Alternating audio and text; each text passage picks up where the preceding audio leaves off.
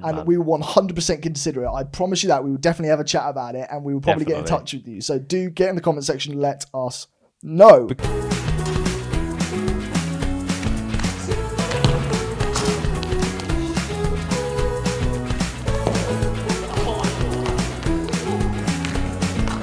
I hope he hasn't watched that last segment if he does watch the program, because I missed that basketball shot like 50 times from the 3-point mark.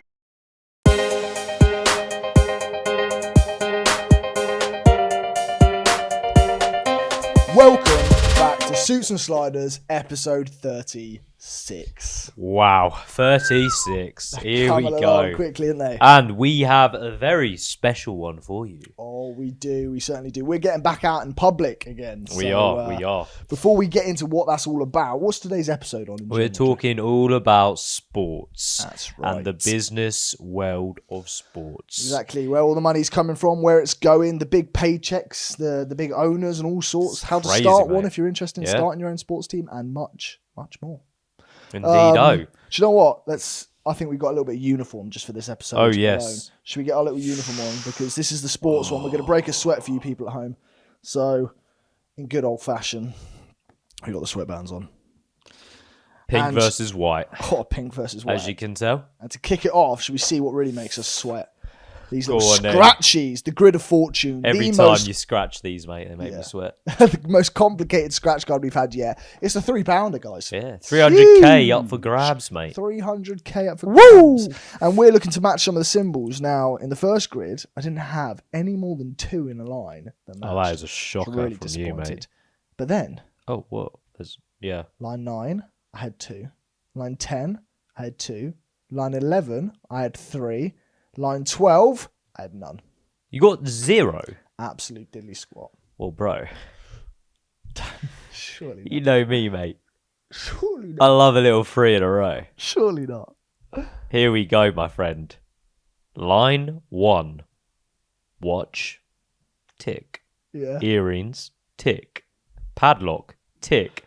Money pot. Tick. No way. £5 for the prize. £5. Line 5. Watch. Tick. No way. Flowers. Tick. Gold cup. Tick. Scroll. Tick. Another £5, my friend. That's a £10 scratcher. Hold on. Line 15. Wad of cash. Tree. Chest. Dice, tick, tick, tick. £5, 15 quid, boy! 15 quid on a scratch Have a look card. at that, my friend. Are you joking? Holy. Just for the sports section fans out there. That is insane. So, because it's down line 1, it's across line 7, it's 15. It's line 15. Yeah. And it's a ×1 multiplier. Yep. We've won £15 on a scratch card. That is mega. That is probably our biggest win ever. Stamps on all the rest. Needs to come up here again. We'll stick him up there in a second. Don't you worry. Well, that's huge, mate. That's massive, absolutely bro. That is mega. huge. And if you guys want to win your own scratchy... That quarterly report's coming in. That quarterly report's coming in mental this year. This next quarter. If you want to win your own scratchy, head over to the socials, at Suits and Sliders on anything, because it's on the Insta. It's on Insta. We are currently running a daily competition where we scratch a scratch card, and one of our recent followers, or new followers, or old followers, gets the prize pot. It's cumulative. Exactly. So every time we win, it gets added to the next winner's prize pot. And again, and again, and again. So for example, I've just scratched 15 quid there. So if that was on the day ones, that would have been 15 quid in the current pot. That would have been mad. And then anything on top of that would have been 15 plus something, and 15 plus something else. That is crazy. Right. Oosh. Well, that is pretty mega. We are going to now get into one of your favourite segments of all time. We're getting out in public. Let's do it. Let's go to Startup Spotlight. Kima. Let's go.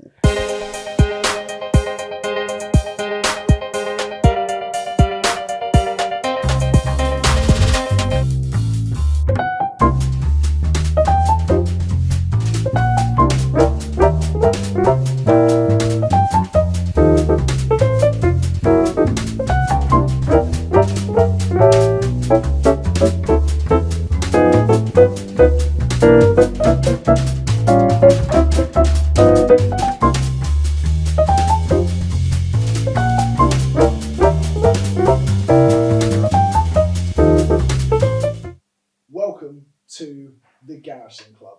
The one and only. Another industry day for you, another startup spotlight ahead with so much to come. Stay tuned. Brutal punishments, brutal sports, but fantastic interview. This one is a belter. It is. With the brand new innovative space, the Garrison Club. Let's check it out.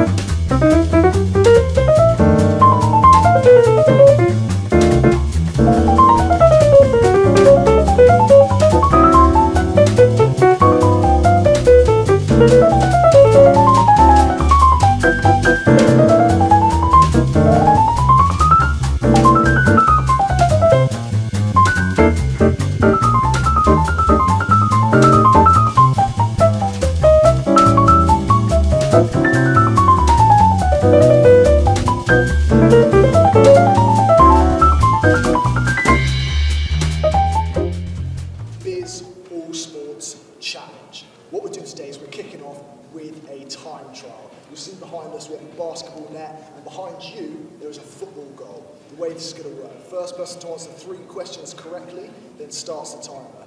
You've got to complete a layup, a penalty shot and a 3-pointer, followed by 5 keepy-ups, a penalty goal, and then a crossbar. So it's quite a lot, and then whoever loses, there's going to be a big punishment at the end. You want to be quick.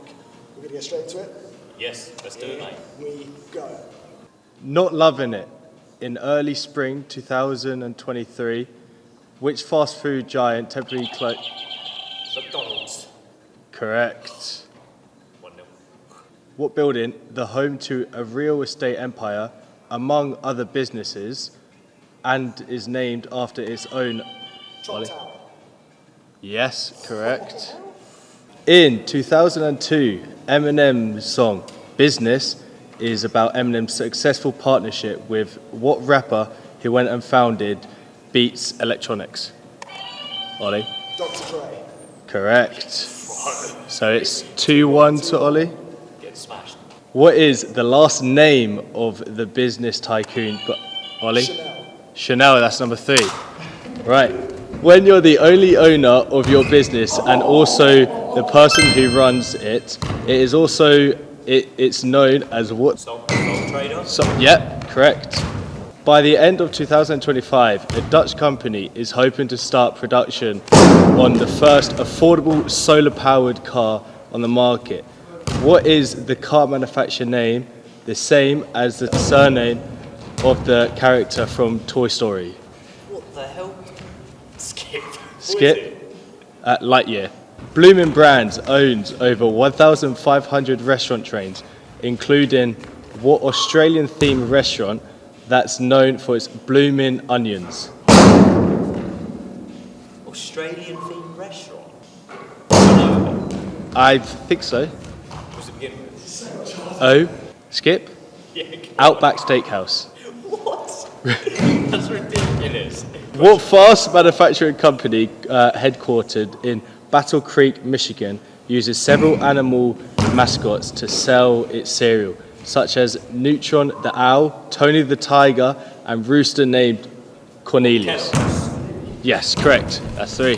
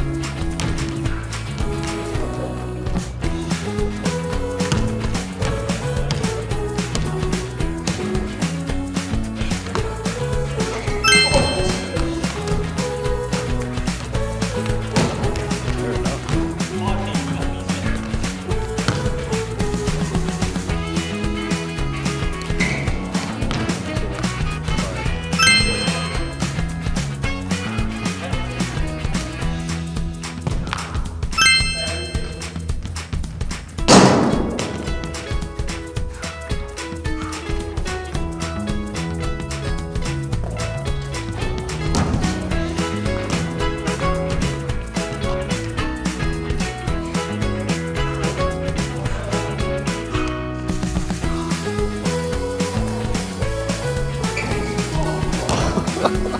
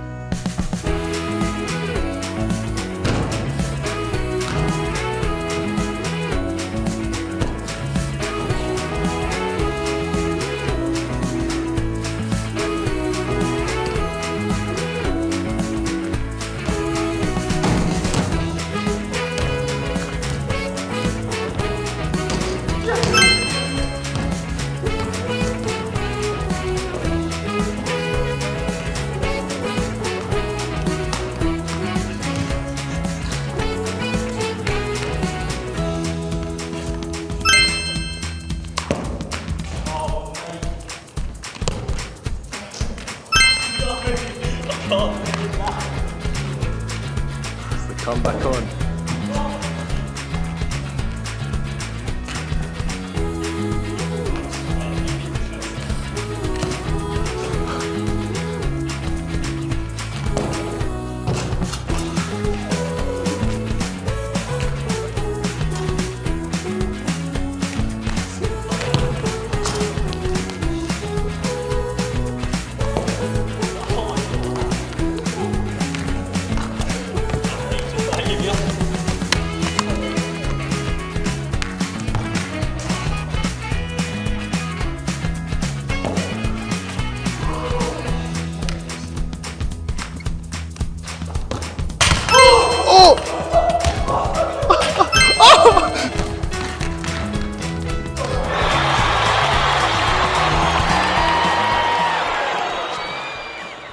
Isn't it whoever? Oh, you were second. Who won that? Oh, you won it. I mean, he got the crossbar first. Huh? You got the crossbar Yeah, I got the first. crossbar first. I was just running back around to do the timer. Okay. You win. No, that's fine. How the hell did you do that? I was spinning. Mate, I was there for half an hour. It took me ages to get the penalty basketball shot. Yeah, I know. We're on to the next one. Cool beans. Cool beans. All good. Well, hello. Welcome back, people, ladies and Hello. gentlemen. So we are taking you inside the Garrison Club, and this is ran by AMP Athletic. And today we have none other than Niall, who is kind of like the overseer, the manager of this, I'm would you club say? manager here. That's Yeah. right, yeah. So do you want to kind of explain a bit about yourself, Niall, and stuff like that? So I'm club manager here at the Garrison Club, as you explained. It's actually pronounced AMP. AMP. Oh, so I said I that have wrong to get that in already. 'cause, Of course. That's my manager would outrageous. kill me if I don't. It's fine. People make that mistake all the time. And yeah, we're contracted to run the space here. I've been at AMP the last 6 years or so I've done various jobs, and this is just my latest one. And so the journey that's taken from education to now. So what's that journey look like for you? So I went to university in Chichester. Loved it. Yeah. Can't say enough about how much I loved it there. I did my undergrad in sports science, postgrad I did my masters in strength and conditioning. Decided I would have a crack at the big city, so looked for jobs here. Didn't take me long to find the job AMP. They had a peculiar application process, which basically required you to talk about yourself, which I loved. So I did that, applied, got the job in the end. That was just as a coach. So we do small group PT in our sort of HQ gym in Marylebone. Learnt the trade there with some cool teachers and whatnot, showing me how to sort of coach. And then, as the years have gone on and the business that is AMP has grown, I've just taken on different roles. So the first real change was when we took over the Chuck the running of mic up to your gym. mouth. Cheers, boys. Yeah, well done. The first real change is when we took over the gym at the Corinthia Hotel down on Whitehall. So we run the gym there still now. Nice. So I was kind of lead coach down there, which diversified my role a little bit more into sort of operations and management a little bit. And then 2 or so years later, we took over here. and this is a much bigger project. It's not just the gym; it's obviously the whole club. And so now I'm essentially operational manager of this club. Nice. And I still do a fair amount of PT and coaching and stuff like that. But yeah, I would say 70% of my brain is focused on the sort of running of the club and the management of the team. So for people that don't really know what the club's about, could you give a little bit of insight to them in terms of what facilities you have, what kind of clientele you're looking at, etc.? Yeah, so Chelsea Barracks is like a luxury apartment development. God, I hope I've got that right. That's how I would look at it. And so within the apartment development, we've got sort of health and fitness amenities and facilities. So that looks like gyms, a couple of swimming pools, a really cool tennis court, spas like sauna and steam rooms and some treatment rooms, and various other bits that those are the bits that I look after really, and that AMP looks after. And so we were brought in about a year or so ago, May last year, to kind of run it as kind of health and fitness experts, basically. I see. So obviously we've experienced some of the facilities today. Yeah.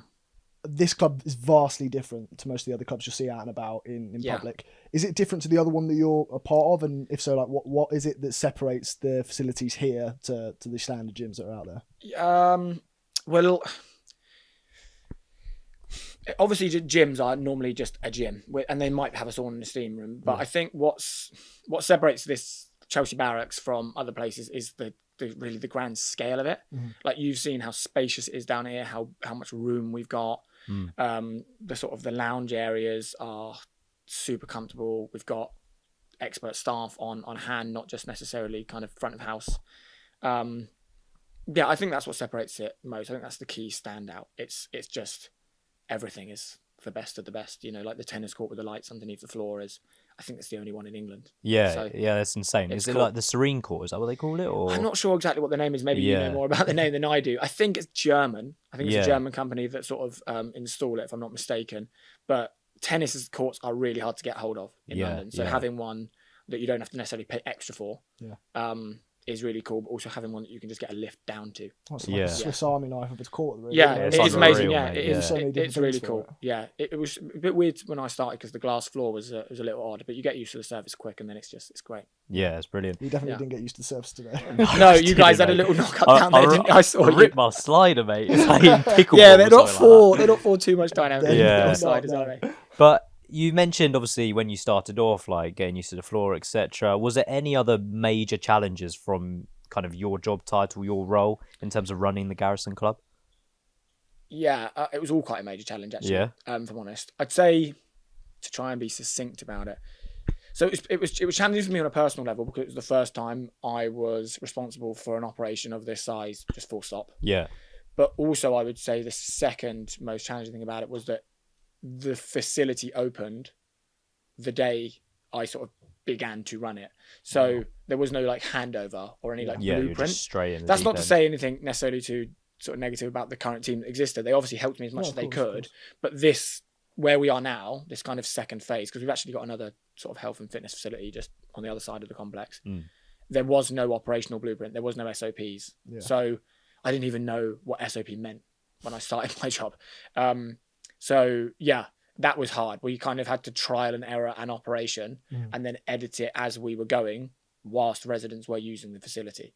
So even comes down to like the smallest things like, I don't know, how often do you need to top the water up in the fridges? And how often should you walk around the club to just generally check, which is quite a lot, by the way. How long does it take to change the tennis court over, for example? How long does it take to,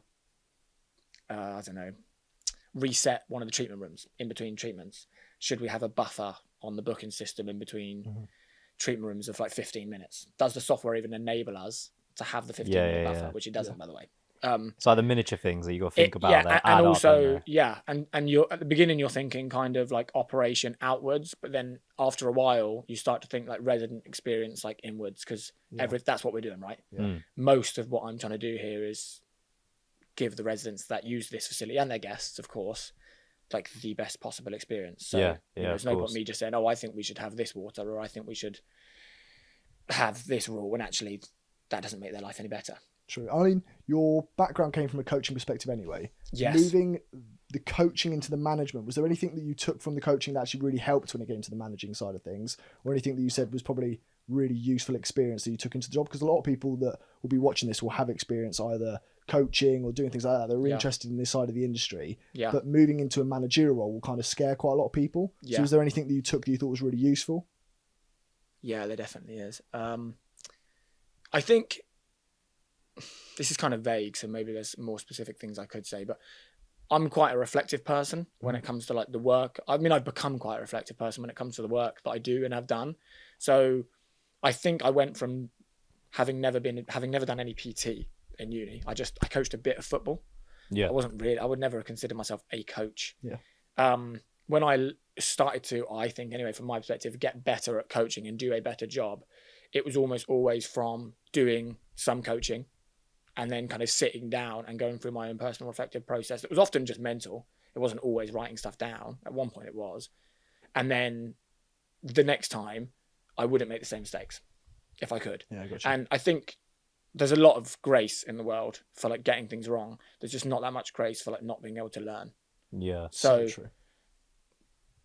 I got so much stuff. I still do. I get so much stuff like wrong. Yeah.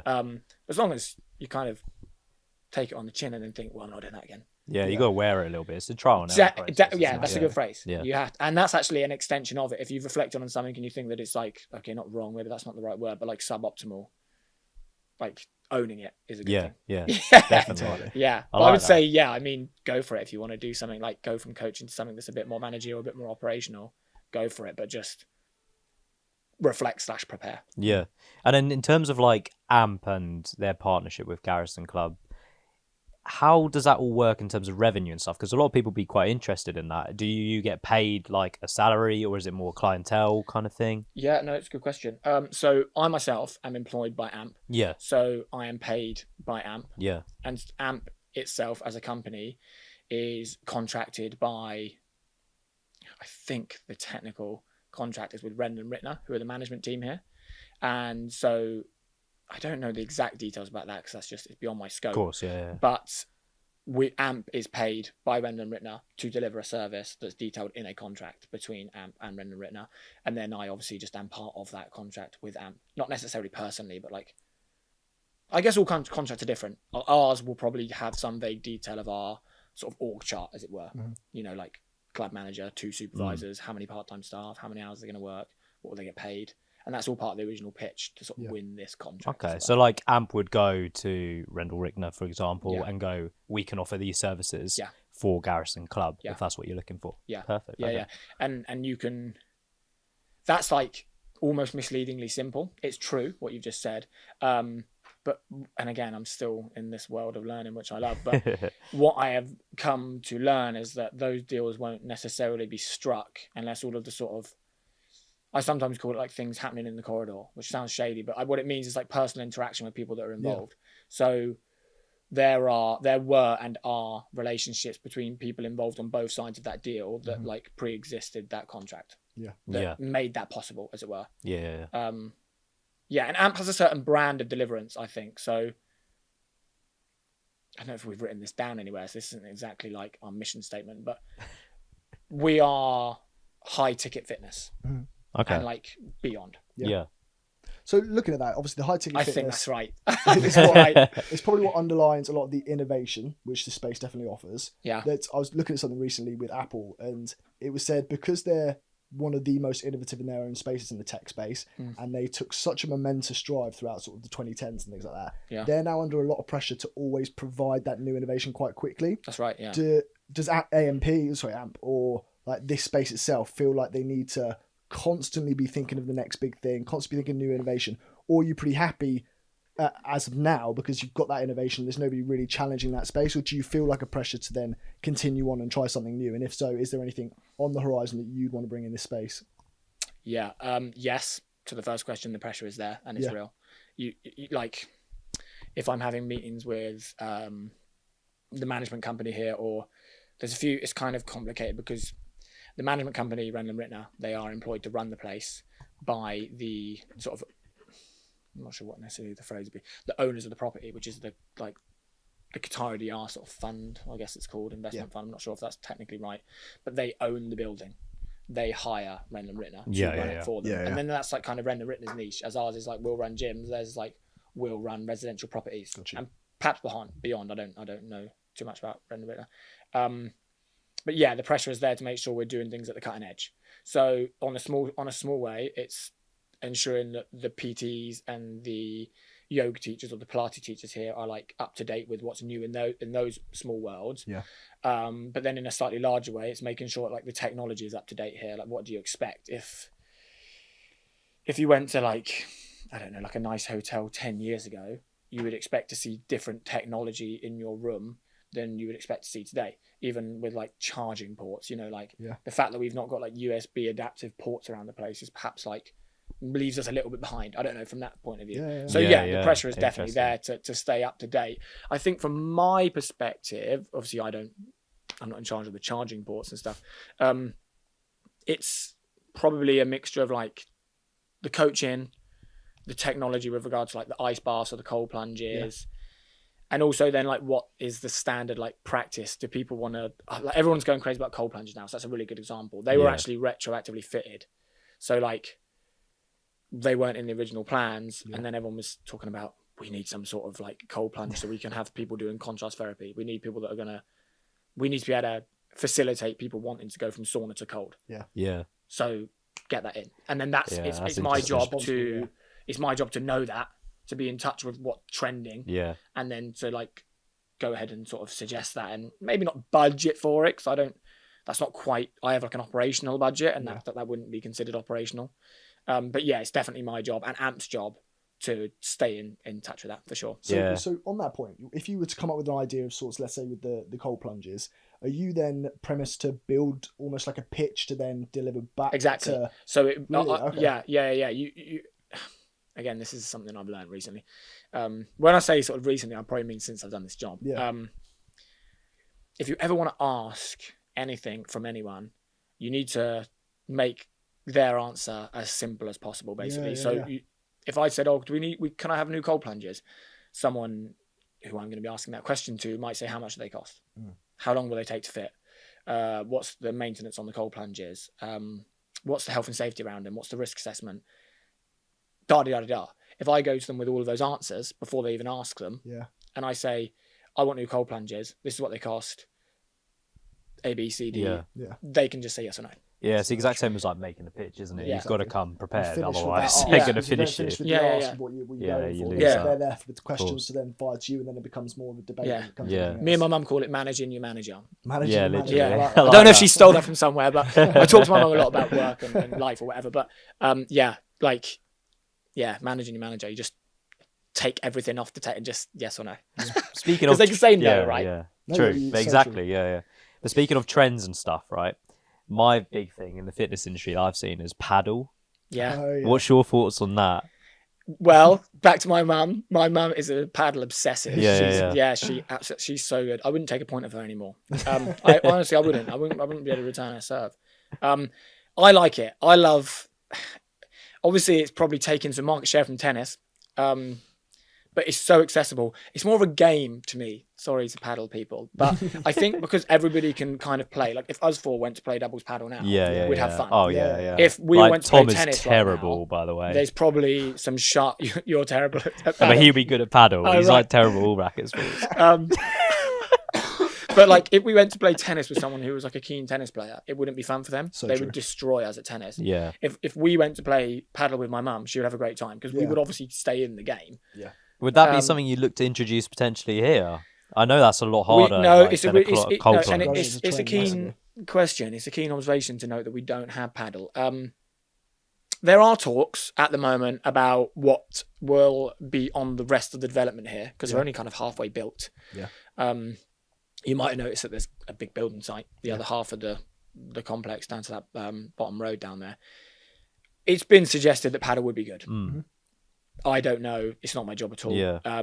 We advise, we consult, and our consultation would be if it's in the budget and if there's space for it, that it would be busy if you did build it. The only reason why I asked that though is because you mentioned you have like the high ticket clients. Yeah. I'm assuming you build quite a nice personal relationship with them. Yeah, And we do. you- Yeah. Yeah. and Especially here because Yeah. this is their home. So our Yeah. clients aren't revolving. It's not like we have members leaving and members coming as much as you would at like a normal gym. Most people obviously don't move house Yeah. that often, especially if they live at Chelsea Barracks. Yeah. So yeah, you do Yeah. want a personal. Anyway. And you would literally probably get all the information firsthand from the clients, what they're looking for, what they want. Yeah. So I'm sure you can relay that to people quite easily. Exactly, which is another part of my job, is to stay in touch with the resident kind Yeah. of opinion, as it were, whether it be good or bad. Yeah, and I think we've even had people coming through for like, you often get people coming through on viewings that are like prospective buyers. Yeah. And they ask me, like, is there a paddle court? Yeah. A lot of them want golf simulators as well. Yeah. If you're watching, True, Love that. true. I would Golf's die. massive. Golf sim would be very cool. So with the high ticket clients and stuff like that, how do you go about building a personal relationship with them? Is there any kind of key tricks that you use or skills? That's a good question. I'm going to keep saying that. They're great questions. I wouldn't call them tricks.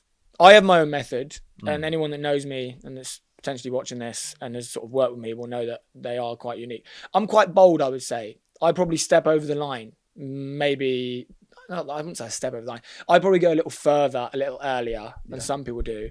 But I think if I had to be kind of analytical of myself, I'm quite sociable, so I would say I can read the room quite well. But the general trend is relatively unpersonable interaction to begin with, quite professional with anyone that's a new client or a new resident here. Yeah. And then over time, you earn their trust, just like you would anybody outside of work. Yeah. And they start to open up to you a little more casually. And then it starts to get a little nicer because you can ask questions, which I do. I kind of prod. Yeah. Because I am genuinely interested in people. I like to hear their story. Yeah. And I think love after to a while, tell it they as like well. they get to trust in you. Yeah. I had a new client yesterday. There was a lady at the beginning. I'd never even seen her before down here, which is peculiar actually, because she obviously lives here.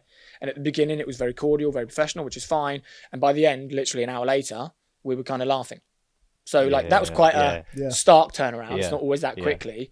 But yeah, that's what I go for. So I would say, I wouldn't really call them tricks, but I would say just be interested in people, ask them questions, the right type of questions. And then, if you have the sort of ability, which I think I do, to generally read people and read the room, then you can sort of deduce whether they're enjoying your questions or not. I'm sure that comes down to also managing people as well on the side of the business. Like, you've got to be able to know when it's somebody's good day, somebody's bad day. So we say this a lot of the time. Like, I could turn up and it could be a great day going for me. Jamie could turn up, he could have been exhausted from a bunch of stuff. And it's about managing where the other person's personality is and then asking the right questions to sort of bring the best side about them. Yeah. No, I love that. Because you can really meet, you can get anybody on a bad day.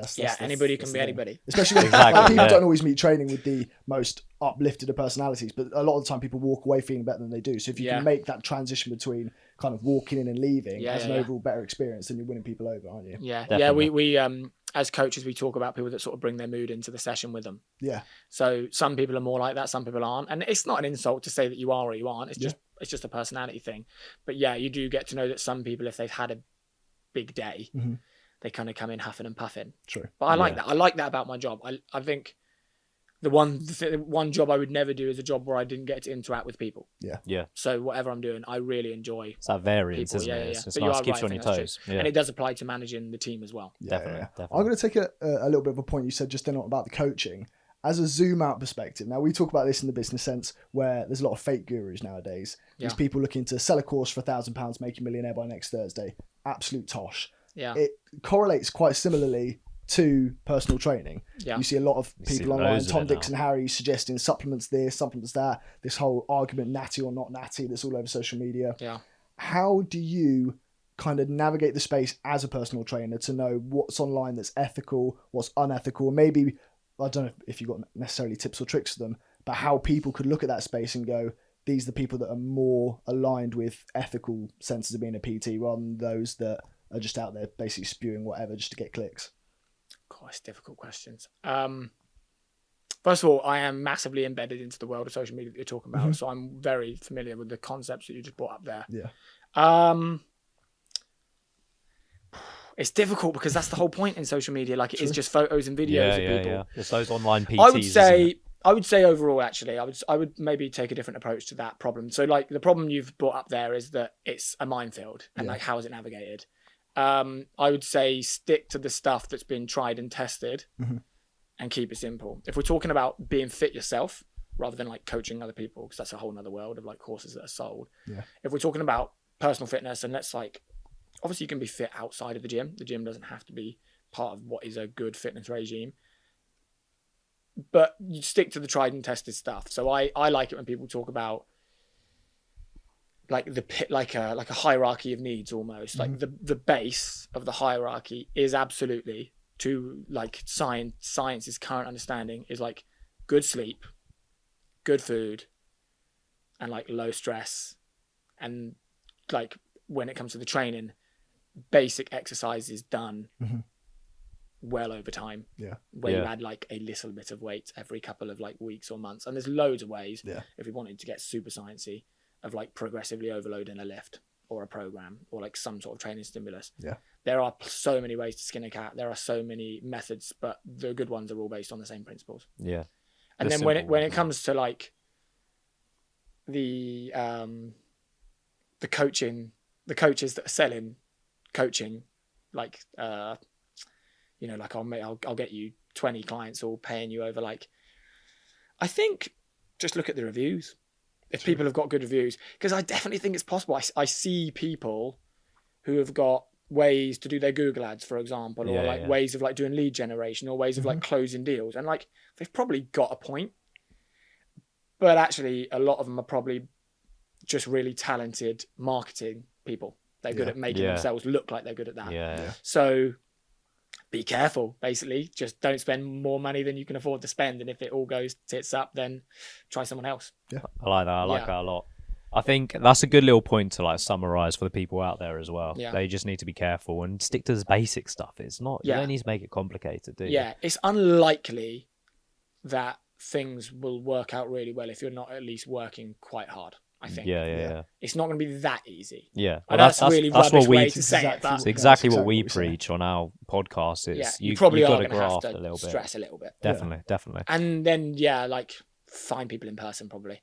Yeah. Like I don't think I've ever done anything online. I'm trying to think if I don't want to shut it down if I have done it, and I'd like to shout it out. Bring up the clip. But everything I like, so much of what I know now, I couldn't even put it on like particular people, because I've just had so many, even my clients teach me so much, because they're generally quite successful professionals. Like here or in Marylebone at the gym there, or down at the Corinthia Hotel, they're generally quite successful people. But yeah, like if I, the people I've learned from most professionally, like my managers, my head coaches, like any sort of mentor people that may or may not be like investors in the company, I've learned like in person. I can trust them because I know them. It's just getting out there and doing it, really, isn't it? That's the main thing. It's so annoying, but that's true. Yeah. Very true. Just get out and do it. There was a huge thing with all these personal trainers popping up. I mean, you see everywhere nowadays that come up on social media as, I can take on however many clients, I'll give you these set packs and stuff. And COVID was a massive spin between personal trainers having to be in person in the gym, seeing you every day with a client. That means they can only manage 8 to 10 to 20 clients a week. Whereas now, the online platforms have got people going sort of 100 clients, 150 clients, and it's absolutely swelled an amount of clientele towards people. So they're losing a lot of that personalization quite quickly. But it is still a massive part of the job. What's the balance, do you say, between the benefit of them having that personability to these people trying to come from the space, making them kind of bigger? It depends, because there's definitely a place, in my opinion. Of course, everything I'm saying now is mostly my opinion. There's definitely a place for just providing a program and like providing support. Like, for example, I've got a friend who wanted to lose like some fat basically and be leaner. And he is a hardworking person. So he's not lazy. Let's put it that way. And so he has tried, I think he tried a few things like semi-seriously. It didn't quite work out for him. He wasn't pleased. He was never, I wouldn't even have said he was overweight, but he it was his own personal goal. And then he got an online like bodybuilding coach, someone who like gets someone, I think anyway, I might be doing this guy an injustice. I wish I knew his name so I'd shout him out, but he gets people like stage ready, to my understanding. Okay, yeah. But he also, which you've probably seen, you guys, you kind of seem to be into the fitness world. So you've seen how lean these bodybuilders get, right? And there's definitely an art to it. So like, and that worked for him. So my friend is now like lean. He's happy. He eats sustainably. I've kind of kept an eye on it because I'm interested. And obviously I care about him not doing anything crazy. But it seems to me as if his coach is a true professional and an effective coach. And they've probably never met. I don't think they've ever even talked on the phone. Wow. They may have just like, they voice note, I think, on WhatsApp, which I find hilarious. But like that works. So there's an argument for not in person working. But Depends on the clientele, though, doesn't it? What I would say is, if you're a beginner in the gym, or even like an intermediate in the gym, and you're worried about whether your lifting is safe and effective, like your actual technique, it's definitely going to be better in person for at least a little bit. Yeah. Like I often get people that want, they say to me, "Oh, I just want to know how to train." And I think what that means is they want to be able to confidently go to the gym, know like how the equipment works, know what a lift should feel like, know what good technique kind of looks and feels like. And what they're saying is, I'd like to train with you for like 10 weeks and then I'm just going to leave you because I don't actually want to pay for this. Yeah. I don't even really want personal training. I just want to learn how. And I think, it's getting that confidence. That boost, probably is isn't the it? right thing to do. So there's a balance. Some online stuff is totally valid. I guess it tends to, it will come down to like what the claim is, I guess. And then again, it's a caveat.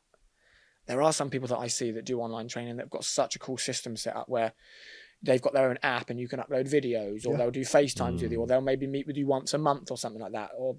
And I can see how that would work. I'm not going to suggest that wouldn't.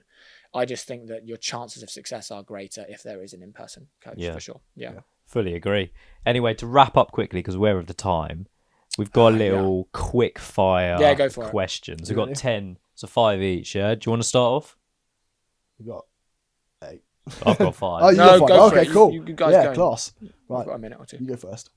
All right, what's your favourite piece of kit in the Garrison Club? Oh, God.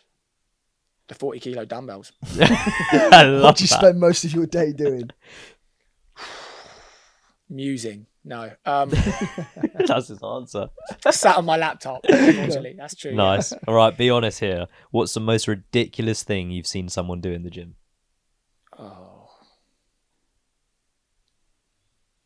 Oh, I don't even know. I don't see ridiculous stuff. I've never been. Doesn't necessarily have to be here. Just like, God. Or what someone said, or something like that. Oh, the craziest things people say are like, it's constantly, they're like, I don't want to get bulky. And I'm like looking at them and all I can think of is, I've been trying to get bulky for 15 years. That's the craziest. I'll say, oh, why don't you do that with the 7.5s instead of the 5s? So I don't want to get bulky. And I think, If only you I knew am the struggles. all I want is bulk. Nice. How big is the Garrison Club team and AMP? Well, down here we've got anywhere between like 10 and 12 anytime, whether people are on leave or like I'm still playing around with the staffing model a little bit. So like sometimes I have less people and they do more hours, some people have more. But overall, I think last time I checked, there was between 21 and like 23 of us. Okay. And that's like AMP as a company. Nice. My one is, if you could ban one exercise forever, what would it be? Oh, God. If I could ban one exercise forever. There is one. I just need to think. I know this is supposed to be quick fire, isn't it? Doing rotator cuff warm-ups like this. Oh, yeah. Instead of like in the correct plane. Yeah, that exercise where lads stand in the mirror and do that. Right, who's your biggest inspiration? God, my mum. Nice. Like that. Favourite athlete, past and present? Oh. Like retired? Cristiano Ronaldo by a country mile. Or Wayne Rooney. Yeah. Ronaldo, nice. though. Like it. If you said favourite player, Wayne Rooney. But athlete, Ronaldo. Nice. What's your favourite thing to do on the court? Oh, I don't do anything on there. Football, if it had to be. I play football, yeah. My one is, where's the best place to find AMP or you? No, there's nowhere to find me. Here, well, the Garrison physically, Club. geographically, right here. What about AMP? AMP on Instagram, of course. But if you wanted to like feel AMP as a brand, go to our HQ in Marylebone. Go and try the gym. Basically, that's how you would find out exactly what AMP was all about. And finally, do you love what you do? Yeah. If I didn't, I wouldn't do it. Class. Love that. Well, our little tradition, right, just to finish you off, is every single episode. Oh, this is hilarious. We do a scratch card because the plan is either we make money or we win Or we money. win it We're going to big. see which one happens first. Right. So I have no idea if this is a winner or not. Right. This is yours. Right. You have a little thing here. I wonder what that was for. That is for you. Right. There you go. I'm not going to be able I'm to not just hold one my of those mic, people am I? that like Put that down pulls there. things off cans. Here we go. Moment You know of what? truth. I literally, I don't think, I don't know if it's going to be do right. these. I literally don't gamble at all. Okay. With my This is life, how we get life him hooked. Yeah, I don't know if I'm we gamble on scratch cards. My all the mates time. love this stuff. They've been creasing up at me. And you've got the little thing in the corner just under your finger as well. Oh to yeah, scratch, that one. In case you get the lucky what do I have two to get in that fingers. then? You got to So match you've got numbers match either 3 black or 3 blue. Right, we haven't won that. £1. You've made your money back, I think. here. You won You got £1. a pound. Yeah. There we go, Have mate. you Go. actually? Yeah, but does it have to just be in the general square? Oh, you have one. You know, is it blue? Was Is it it blue? 3 £1 blues. There, Oh, you got that's £2, £2, mate. It 'cause the blue's doubles. double. Now, Hey! scratch the start. Look at that, we're a winner, mate. Guys, Everyone How's we've that? done has they've been a winner. We've gone so many episodes without winning. No, it's the key. It's not the There's a fingers. key. Well, Mate. mate, you pulled away £2. That's There all you go. yours. There you go, Niall. So there you go. You know what we do? We reinvest that £2 into more scratch cards. Yeah. I think I reckon you Eventually- should do that.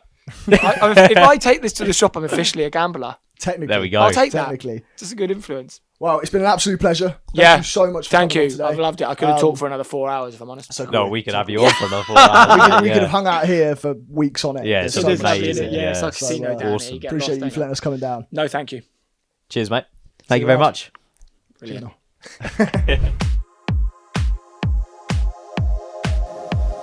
All Sports Challenge, Stage 2.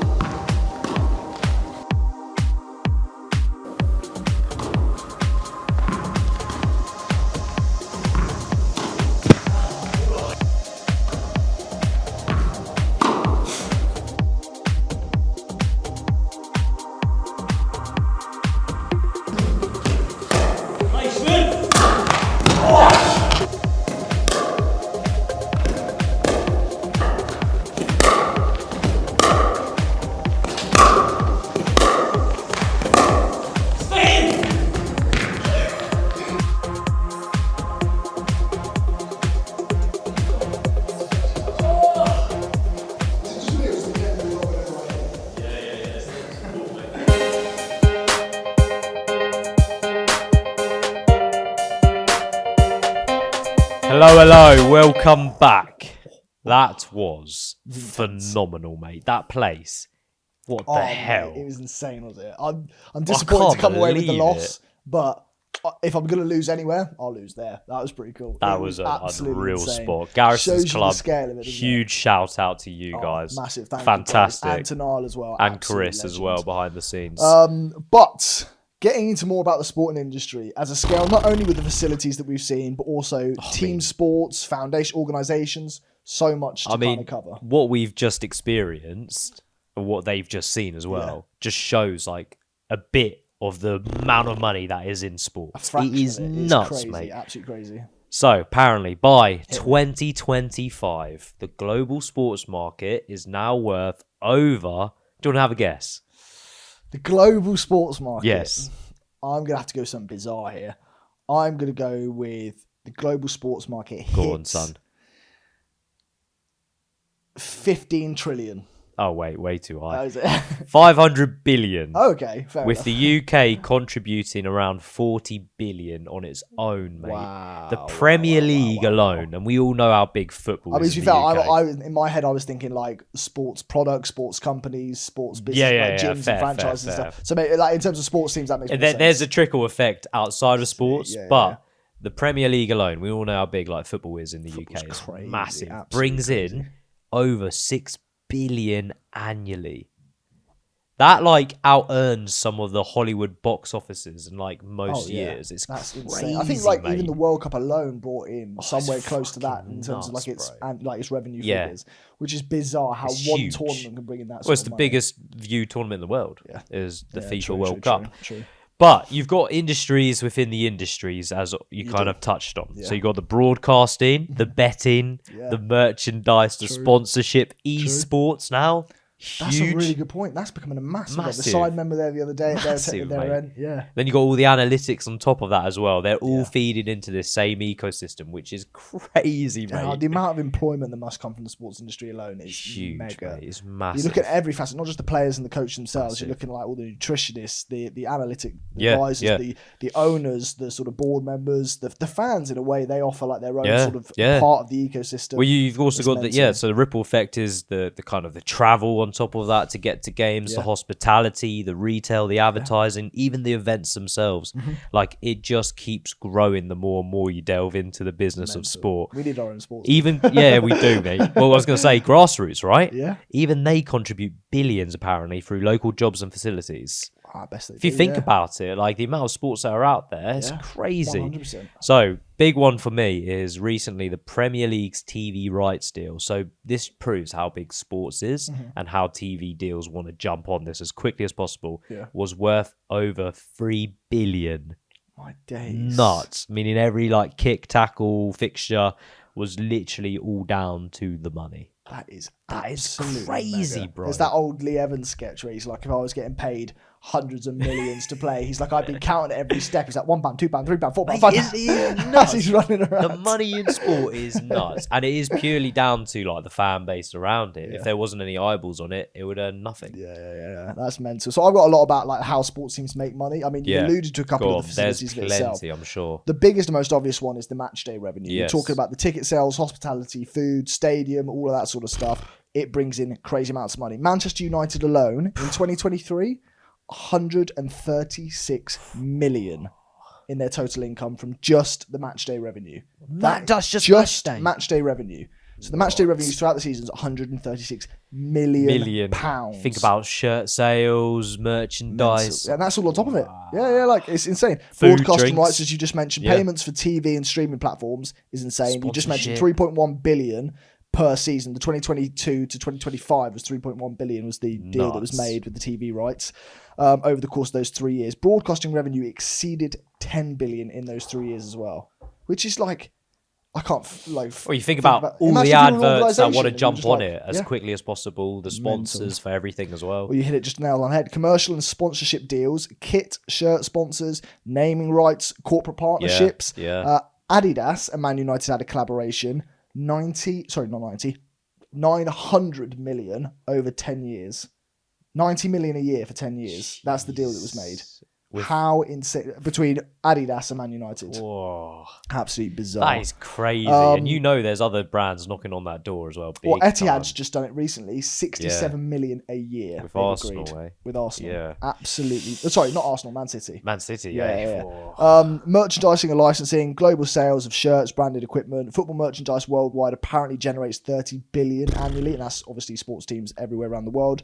That's from Statista. And then the final one is like digital media, pre-season tours, concerts, stadium naming rights, all of that sort of stuff. I mean, it's the Twickenham's just been changed to something else, isn't it? Allianz. Now, so it's like deals like that create. Well, you know the Tottenham Hotspur Stadium. Oh yeah. So they will rent out things for like the NFL. They'll rent things out for the rugby as well, because I went there and my God, that stadium is pucker, mate. That is it's like the one you said with the nice seats and stuff. You sit there, you got drink cup holders, you got this bar that like never ends, so there's no one in the queue basically. You just walk up, you get served banging meals. Oh mate, best rugby experience. We've got to do Spenny or Penny stadiums, don't we?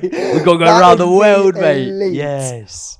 Oh, well, I've put it down the notes page. Anyway, speaking of which, we do need to, and this would be something that we have discussed, but we will definitely do. Yeah. Sponsor our own athlete. Yes, we will. I've actually got some on that later, but we're saving it for the Patreon. Yes. If you want to go and check out the Patreon, you know where to go. It costs £4 a month, 13p a day, and you're getting an extra half an hour on today's episode and a full extended special of the Startup Spotlight with the All Sports SNS edition.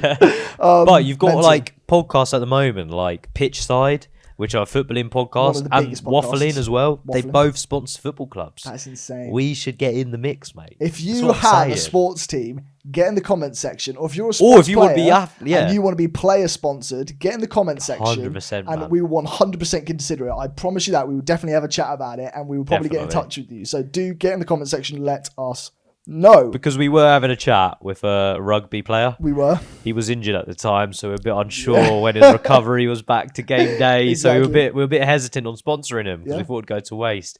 He ended up getting another sponsor, so exactly. He and can do we've one. also considered if we take you on as a sponsorship, we'll potentially come and do a game day commentary match at the event, watching you play, and it will feature not only on our YouTube but our Patreon.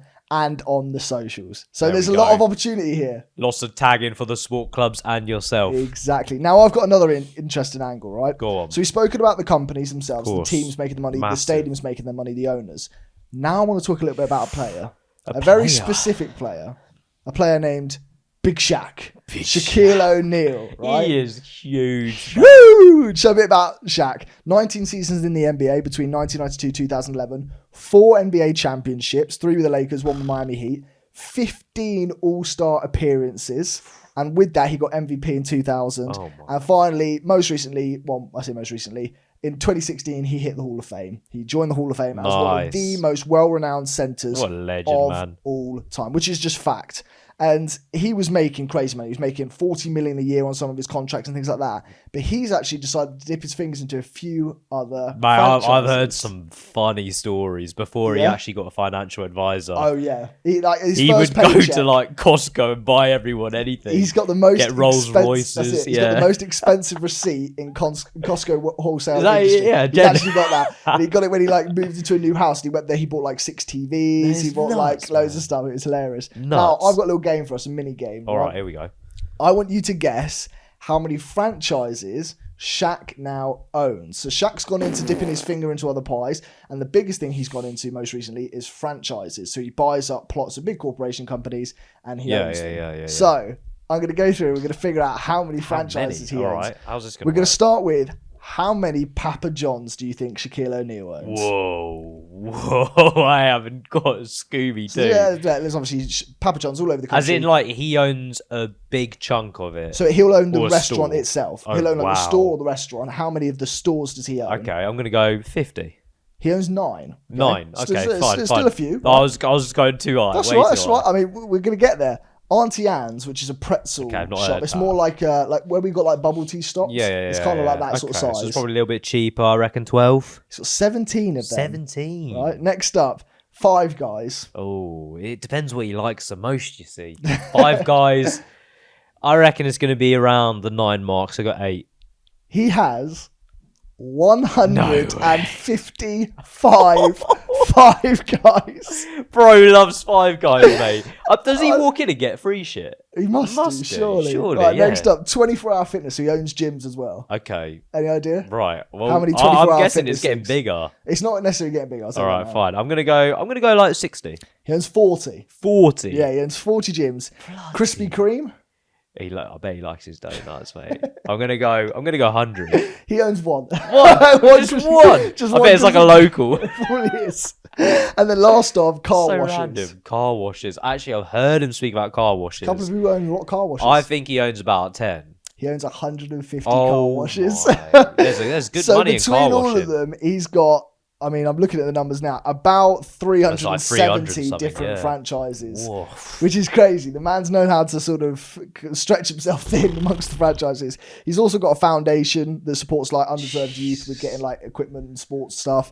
And then he's also got something called Shaka Claus. Every year, annual Christmas Shaka initiative, Claus. he gives toys and clothes to children in need. Oh, man. that's Shaquille sick, O'Neal bro. is a monster in the business game. He is, now. mate. He's an absolute, and he's had the right people around him. Credit to him, mate. Yeah, I've It's heard bloody his net impressive. worth now is like over 400 million plus. Exactly. I Quite hope he hasn't watched that comfortably. last segment if he does watch the program because I missed that basketball shot like 50 times from the 3 Yeah, point your mark. hoops are bad, bro. Anyway, that is what we've got on Shaq. But I have another question for thought before we get on into our next Go segment.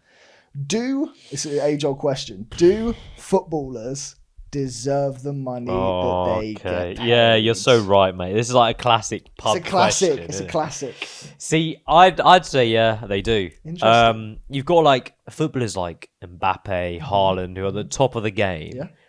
Let them themselves, right, carry the clubs that they're in They do. to an extent. Yeah. And they will generate millions, if not close to billions, in terms of their own revenue through shirt sales, performances, getting themselves to the cups, all of that stuff.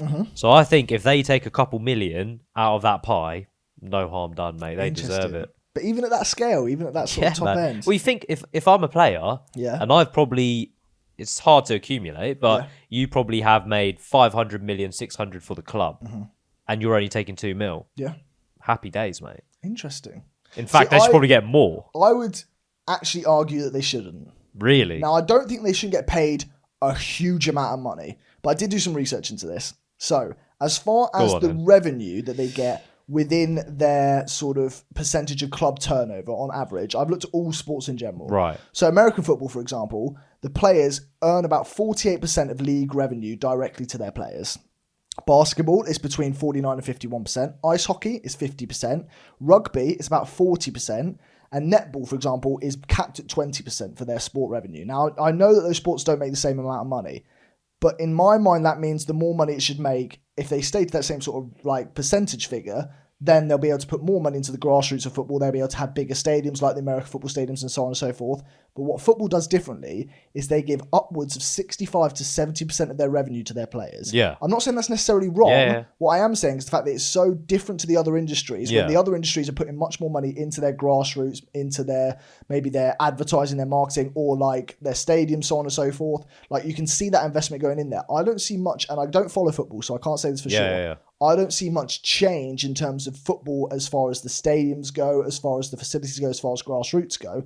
I do see $1 million contracts being signed on a whim. So what I would argue is, I'm not saying they should get paid loads less, but I'm saying if you scale it down by 10%, so you're looking at every contract drop by 10%, you wouldn't be able to do it in practice. But if you could, that 10% would be billions and billions to be able to make stadiums in this country all around Europe huge and much more formidable, and grassroots much more. But you got to think, all those other sports you've named Yeah.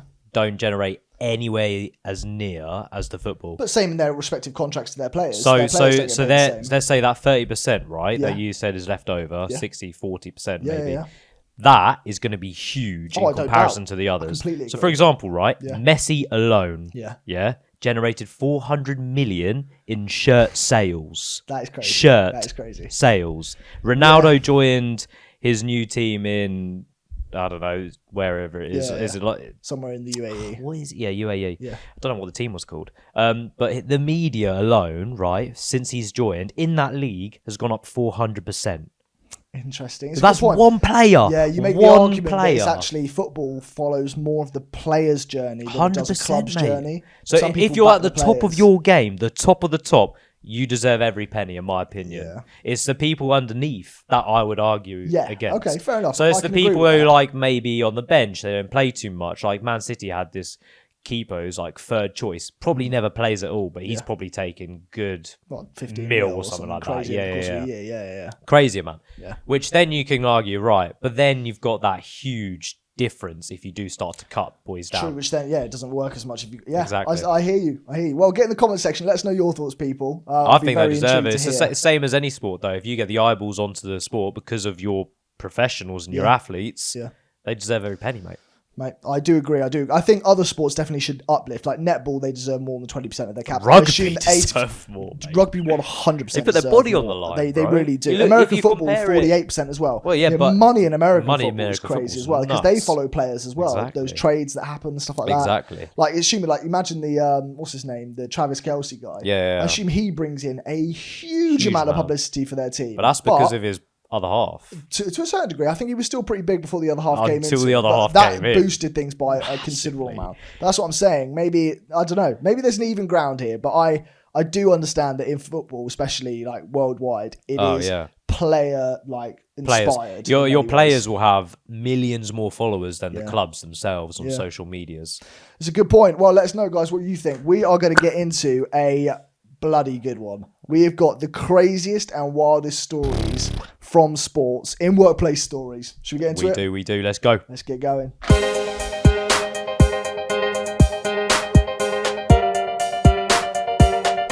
Workplace stories. Here we go. I'm going to kick us off. 1994. We're talking about thin ice. Thin ice. Tonya Harding Right. and Nancy Kerrigan. That might make a few ears prick up because back in 1994, US figure skater wait. Nancy Kerrigan was attacked in the knee by a man hired by one of her rivals, Tonya Harding, including Tonya Harding's ex-husband, Jeff Gillouni, or whatever his name is. The goal was to injure Kerrigan just before the Olympic selection. The FBI then ended up uncovering this, seeing what the whole plan was, getting in touch with the man who did the sort of assault on this person. The hitman. Harding then pled guilty to hindering the other opponent's positioned in the Olympic selection. She was banned for life, lost all of her sponsorships, and Kerrigan managed to recover in time to win silver at the Olympics. That's nuts. Absolutely mental. So what, did she get like proper broken kneecaps? She tried to break her kneecaps. I think they ended up like ripping like slightly damaging ACL, it, MCL or something like that. Whoa. But yeah, she was recovered enough to compete in the Olympics when it came around bro. to it. Absolutely. Whoa. There was another one that I heard about somebody getting stabbed as well. Now I don't know the full story on That's that. crazy. But it seems figure skating, mate. Mate, Like the sport you wouldn't expect. So that person probably would have got a gold then if they were like fully fit.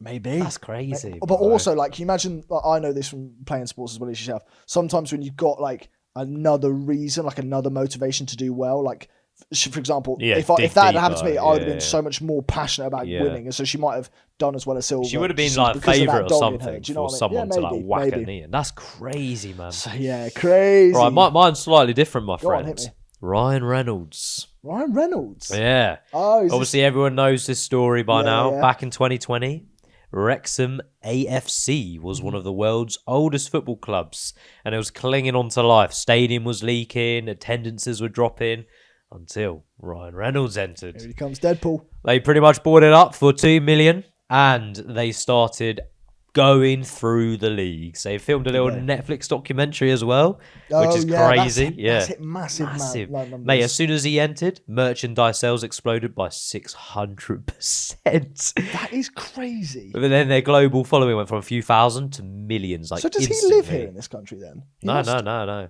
So he still lives in the States and he comes over Pretty to, like... sure. It's in Wales, basically. Oh, it's in Wales? Yeah. Okay, fair. So a few thousand followers, straight to millions. Sponsorships rolled through the door. TikTok, Expedia are the main ones of their sponsorships. In 2023, it became really real as they got their promotion for the first time into the professional football leagues in 15 years. That's crazy. Which is crazy, The money they must have brought in for their players as well would have been huge. Oh, yeah, big time. But that is an awesome little story, man. That's a wicked story. Imagine that, just rocking up and A-list celebrity comes and buys the club. It's like me and you buying a local team round here and just going through the we're not quite leagues. there, but we will. We will be there. one day. Watch this space, my friends. Mate, we've said this back in the day, people. This is Hartbury level chat. This is one day we're going to buy a rugby club, grassroots, and we're going to take them bottom to to top. the Prem. Why not? We're doing it. I'm telling you. doing it. Right, my next one. This was a massive one. It's called The Armstrong Secret. Okay. Lance Armstrong, Tour de France doping scandal. Everybody knows about this. Like cyclist Lance Armstrong won 7 Tour de France titles between 1999 and 2005 while running a large-scale doping program with his US Postal Service team. The system involved performance-enhancing drugs organised by blood transfusions delivered to him through like getting around all the anti-doping associations. He had a couple of people inside who would warn him when they were going to do the tests and things so he could get around it. After years of denial, Armstrong admitted to doping in 2013. He was stripped of all his titles, lost major sponsors such as Nike and Trek, and ended up having to pay huge settlements back to the US government. And to do on, what was it, Oprah? Yes. That's where he Oprah. released it. That's crazy. What a place to go. Right.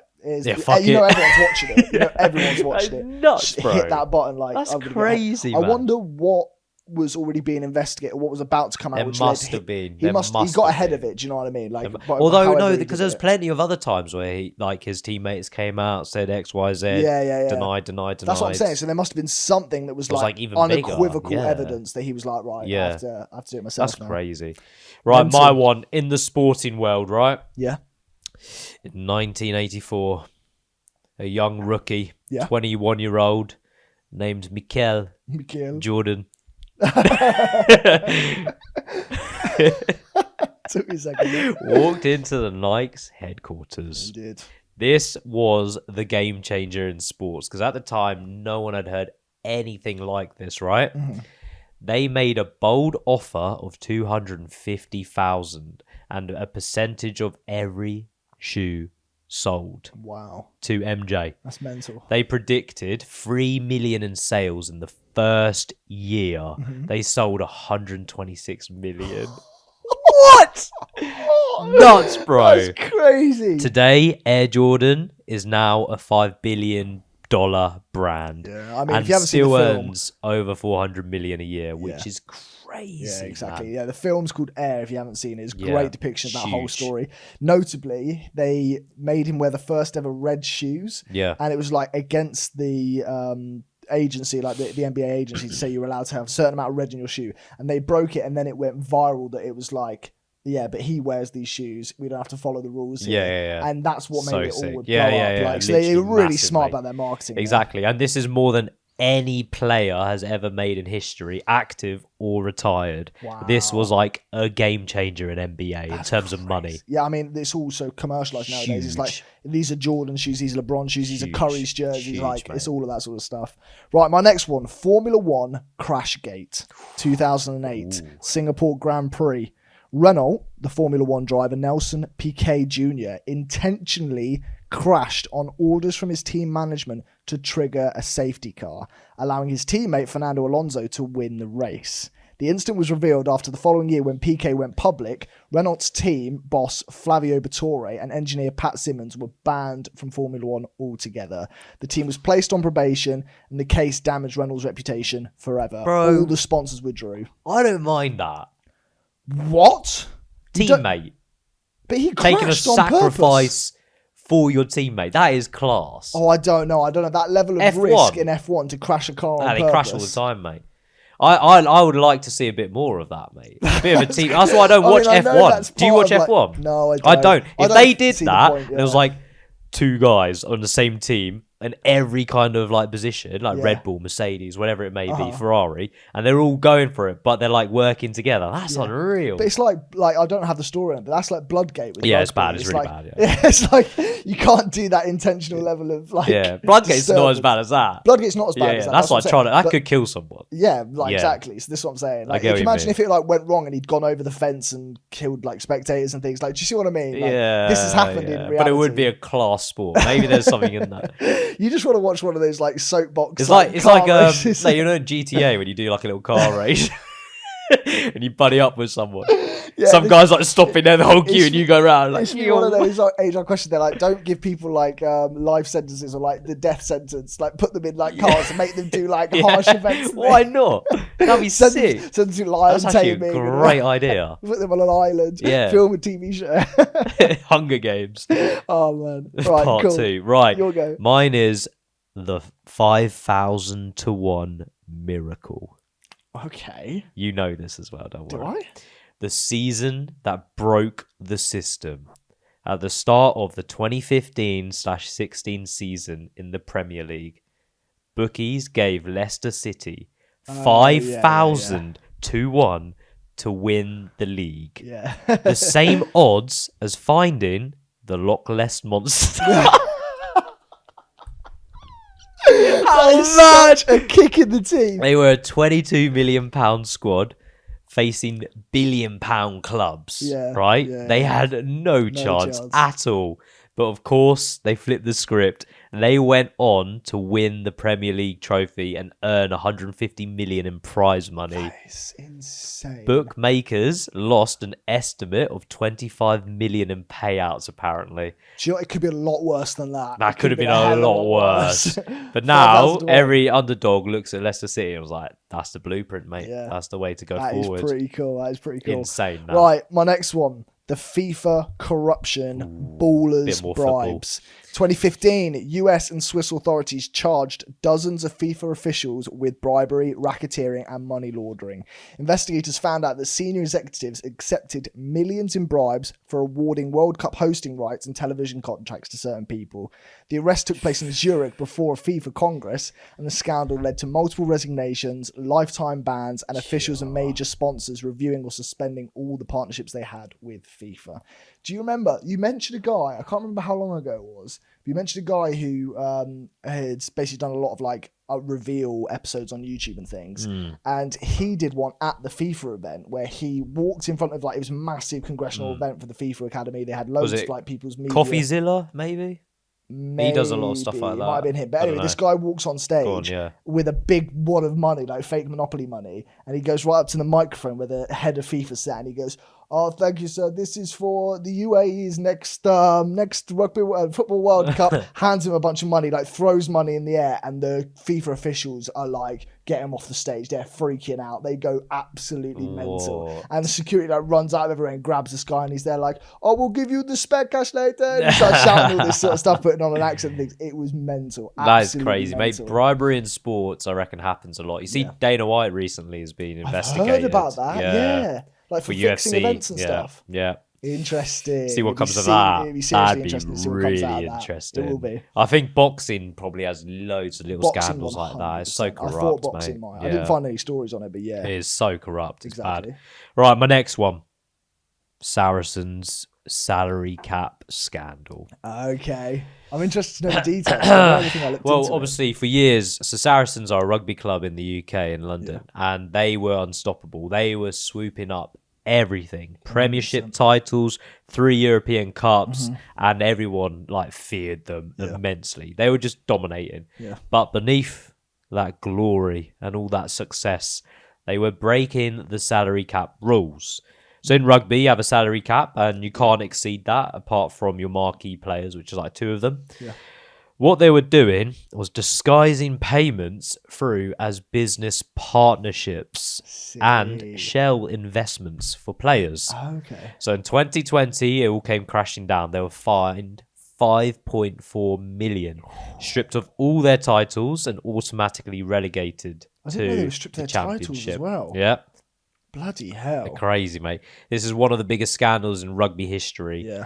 And yet, they pretty much owned it, I can't lie. Yeah. All their players stayed on Played the 2 books. seasons, well, except from 1, yeah. Yeah, all their Lil players Williams, pretty much yeah. stayed on, and they went straight back up to the Prem. And now they they're doing did all well. right again. Yeah, But yeah. I mean, it's kind of tarnished their history. It has. That's a Yeah, really good point. big time. Okay, my last one. The 1919, so we're going back in history, over 100 years, the Black Sox scandal. Okay. So during the 1919 World Series, this is baseball, Yes. 8 Chicago White Sox players accepted money from gamblers to deliberately lose games to the Cincinnati Reds and many other teams. Crazy. When the fix was exposed, all 8 players were banned from baseball for life. The scandal severely damaged the public opinion of baseball and trust, and it led to the appointment of the first MLB commissioner to oversee the sport's integrity. It gave birth basically to the oversight of monitoring all scandals in the NBL. So Nuts, So the bro. MLB. You see Absolutely it. mental. What do you think of that, actually? Like, I mean, back then, I sporting don't know. players being able to bet.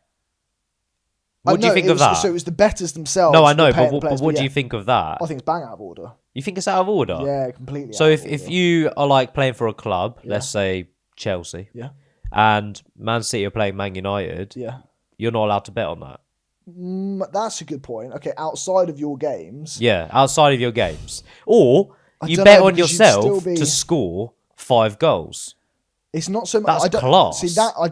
That I completely understand how you can see the relation in that. It's more about betting against yourself and Yeah, then playing against poorly. is bad. But betting for, But- surely that should be allowed, mate. Yeah, it's a good. It's more of an point. It incentive is to a go good out and point. try and win a World Cup or something like that. Yeah, no, I hear you, but at the same time, it's going to be hard to create a definitive line as to what you can bet on, what you can't bet on. True. Because you could say in the positive or the negative, but what does that really mean? Like, you Yeah. see what I mean? So Yeah. it's. I would just blanket statement say definitely not. Like if you're part of an organisation, Yeah. you shouldn't be betting Well, within that league's organisation. No, that's what I a would lot of say. footballers get banned for. Yeah. Or not banned for, fined Or for fined more for, than yeah. banned. But yeah, they bet on It is themselves or other interesting, teammates. And because stuff. that's the other thing. It's kind of like insider trading. Let's Yeah. say you're on the Manchester United team, Yeah. and It's you an know for ethical that war, week mate. they're bringing in this player that's like not played many games to play as striker, and you know that before the teams have been announced. So you put on a bet that he's going to score 6 goals in the next 2 weeks. Do you see what I mean? Yeah. Like you could kind of It crosses like this ethical wall, which Yeah. I get. Interesting. Well, that was workplace stories. A bunch of juicy Good little ones stories there, there mate. Good for ones you. there. Should we get back into it? Yes. Let's go.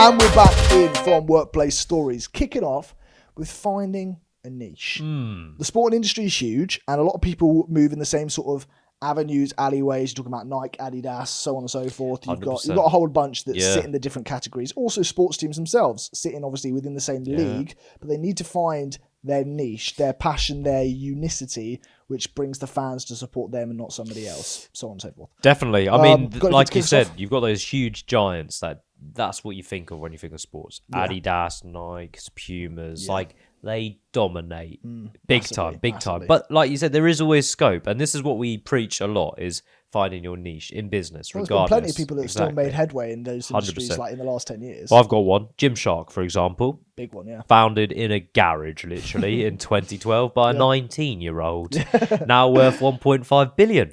So he found Wasn't he his like the niche. youngest billionaire or something? at one Yeah, point? pretty Which is much. just Like 20 years fucking old, mental. 21 years old.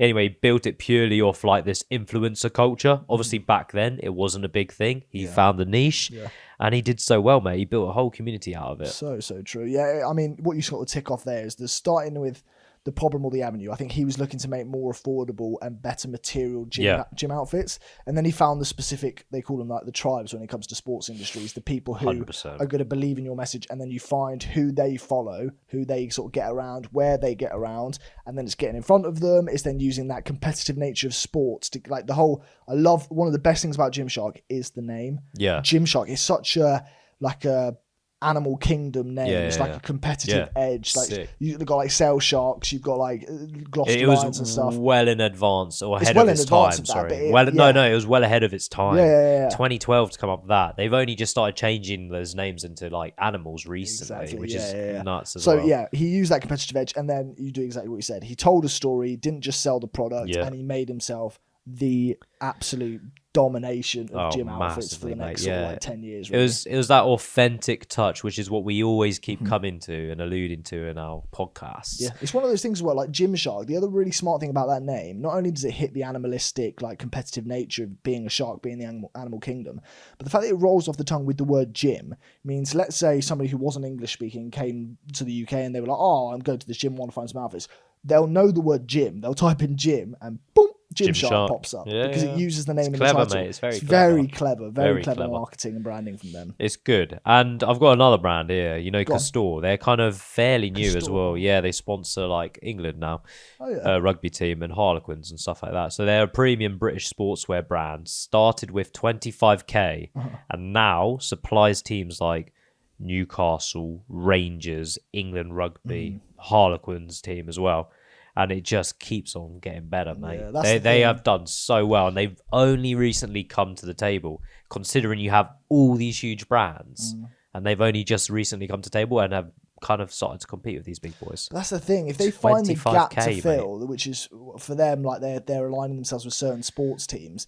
The best thing about being a sports brand is if you do the partnerships right, the affiliations right, and the strategical sponsorships right, partnerships. you effectively buy your customer base, which is 100%. fantastic. It's a very smart thing to do in the sporting industry, and it allows you to operate within the same avenues we've said before as other gym brands or whatever Yeah. else, but you buy the customer base, which is really unique about sporting goods. So it's an interesting point. It is. I think a lot of these sporting brands that have come through recently is all about that authenticity, the innovation, and that lifestyle element.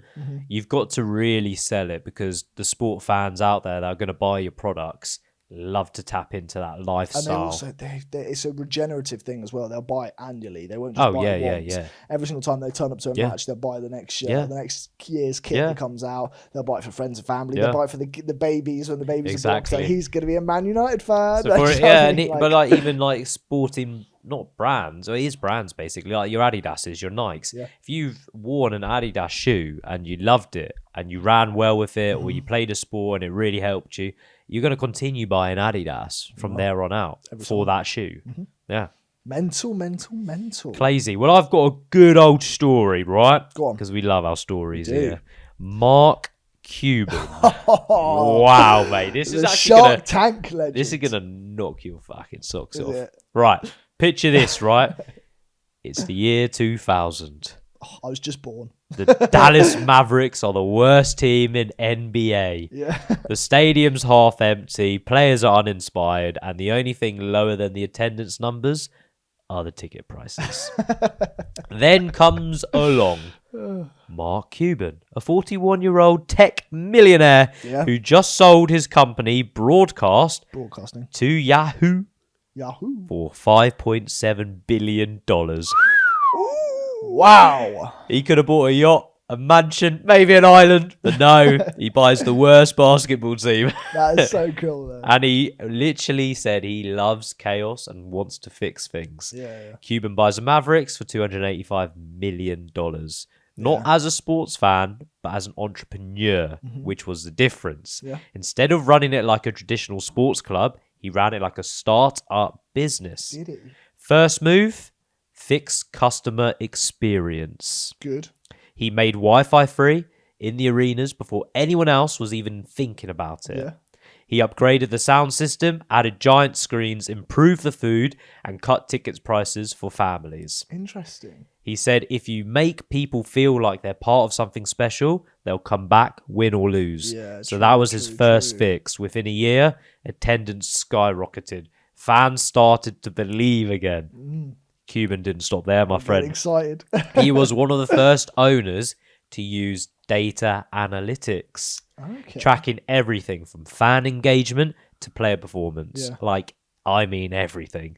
He also made the players feel like co-founders of the club, which really got them to buy in and play for the club, not just for the money. He had open communication with them. He shared the goals and was accountable for every mistake that came across.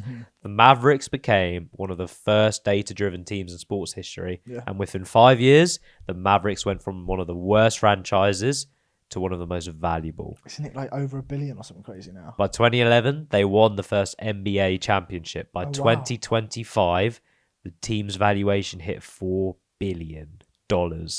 14x since Mark Cuban bought it. That is mega. And he says the biggest secret is he never cared about selling basketball.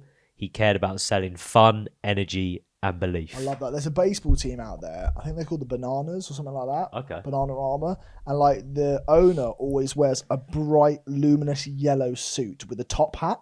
I don't know if you've ever seen this. I actually haven't. so mate. this- I they're don't not- tap into baseball. They're not in the much. NBA, the MLB. So they're like a fun. They're basically like who's the basketball team that like they're like jesters and they're like all like trick shotters and stuff like that. You know the basketball team that does that? No, mate. Fuck, it's gonna annoy me. Anyway, I don't follow so they're basketball they're too much. basically like a team where they do wild stuff. So, for example, a player doesn't come out and just hit the Right, baseball. yeah. A player comes out on stilts. Okay, and yeah. hits So like a baseball. circus Like kind if you've of. ever seen the stuff on social media where a team does like a funny dance and then they like pitch the ball. So that's Okay, been going yeah, on yeah. social media. That's that team usually. And so they've got this whole, they're building a league basically. And they've Right. already got like 10 teams in the league. Yeah.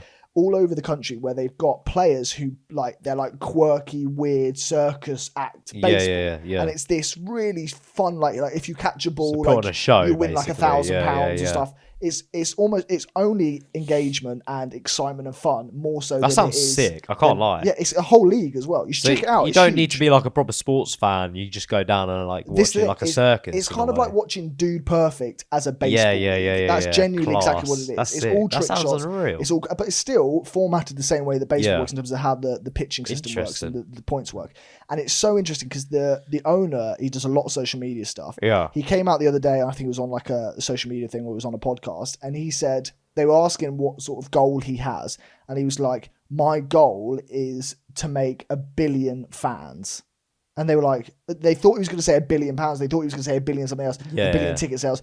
It was to make 1 billion fans. I like that. 1 billion? Yeah. That's a seventh of the world, Yeah. or like an eighth of the world. Yeah, now. yeah. That's crazy, Yeah. and that is his whole goal. He goes until we've got Love 1 billion fans, like we've not succeeded yet. And Yeah. I'll tell you, I'll show you some videos after this. We can talk about it. In the Interesting. closer. I've not heard of It's it. Like. So So it must be fairly good. new, or I mean, I think it's been going on 3 or 4 years, but Fair, yeah, yeah, fairly but it's new. growing, yeah. But yeah, the whole thing is about like Interesting. these crazy, quirky players like that it, I play in a like different it. style to normal. But I think that's a brilliant like mindset to have, especially when it comes to business. Your customers are the glue. They are the foundation to everything. Exactly. Regardless of how much you're taking away for your own salary or other people, got to make sure your customers are satisfied. Exactly. Now, I've got a little bit of a tangent to that. Go on. Something else. There might be people at home here, and I thought about this from an angle going, sport is one of the things that I mean, for ourselves and for a bunch of other people, it's one of the most passionately driven In the world. facilities of a person. In the world. But as just an individual, one of the most passionate things people tend to feel, especially if they're in the sporting world, if they follow a football team, a rugby team, so on and so forth, they're hugely passionate about that. Huge, yeah. And there might be people out there, similar to us, who want to start a team at some point. They want to create a team, they want to buy a team and maybe grow it. Maybe. And so I've just got a couple little facts. If there's anybody out there who is interested in doing this, here's a couple of like ideas as far as building your own team.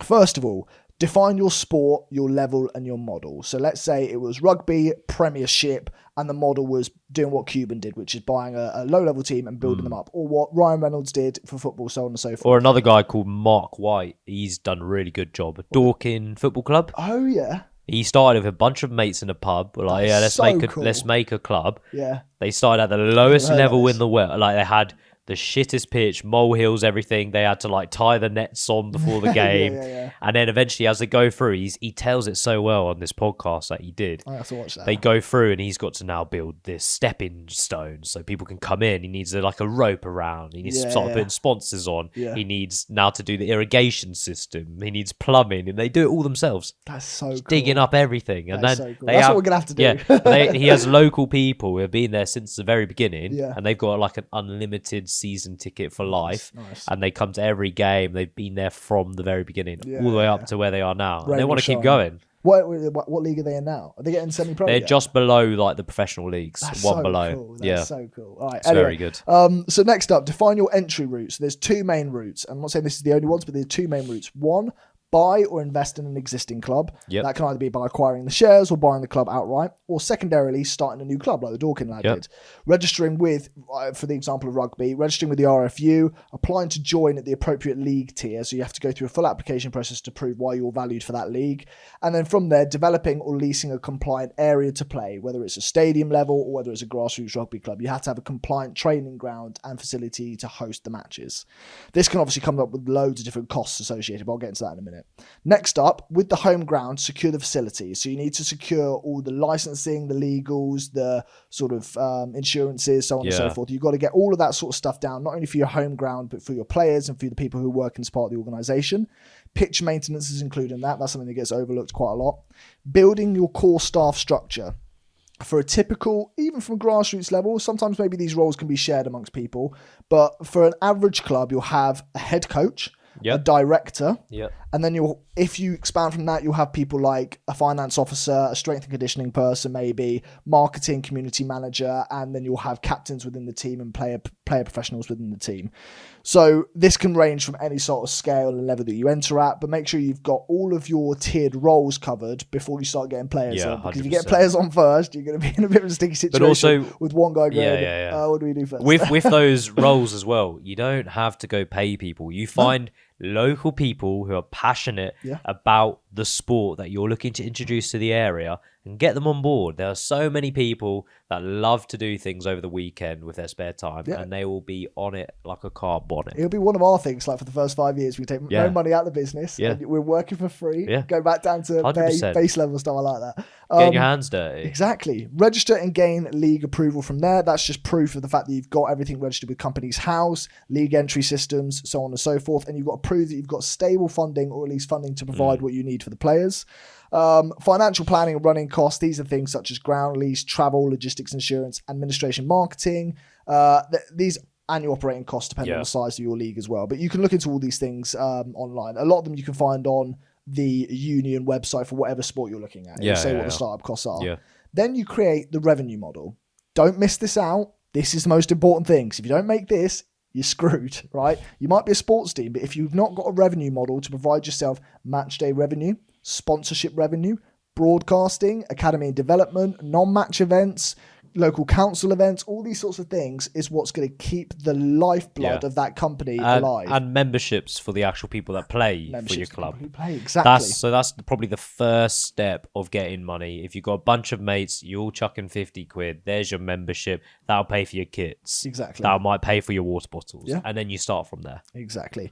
From there, then you can start to do the typical company things, the branding, the identity, the community, the name, and then just build a long-term vision. Yeah, man. That's the whole point of starting a club. So That's how you start leveraging it as well. It's getting out there, talking to local brands, local organizations, businesses, come sponsor us, come cook us a meal after the That's a game. big one. Like, Come looking at get your people- drink on our bar. Like, you really got to use your local community and council, because you've got to be on their side as well, in the UK especially, and just leverage that so much, mate. Man, You'll be so surprised how many people get behind you. I'm so excited. I'm so to excited start for a us club to now. start Yeah, ours, man. I'm so We'll make, you know excited. what? We'll make a whole separate YouTube channel for the club. Oh yeah, we'll create like Yeah. a series on here to document it, but we'll create a full channel to document that. That'd be so Oh sick, mate, if anybody's got a club and they want some partners, reach out. We are Yeah, so we're keen, man, interested. we're keen. Anyway, shall we finish up for the day? Yes. Let's head over to the outro. Let's go. Let's do it.